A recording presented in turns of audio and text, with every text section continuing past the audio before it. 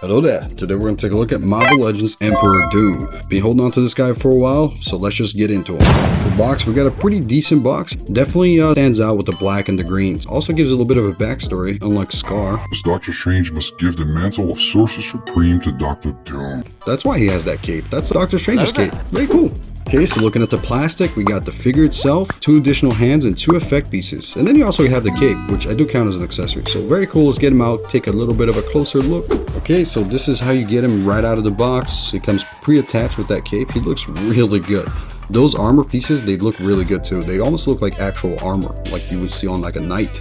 It doesn't really rip off from like a Tony Stark Iron Man suit. It's just like its own thing. So I do really appreciate that. And then you get this texture on his clothing that really looks like texture. So it looks really good. It's almost like an actual texture to the clothing itself. And then the head sculpt is just a chef's kiss. Mwah. Look at it. You got a little bit of that greenish tint on his eyes. Looks really good. The hood does not seem to come off, but the cape will come off, which I thought was really cool. Anyway, let's move on to the accessories. Okay, so for accessory, you get these 2 hands. You got that one, I'm gonna grab your neck hand, and then you got the, I'm gonna grab your chicken nuggets hand. Very cool, just these 2, and then you get the other 2 fist hands that come with them. But yep, then you get these 2 effect pieces, which look pretty cool. They almost got like a glowing tint to them. They did a really good job painting these. Very nice. And that is kind of it when it comes to accessories, but if you do count the head, and you can take the head off, I mean the cape, not the head.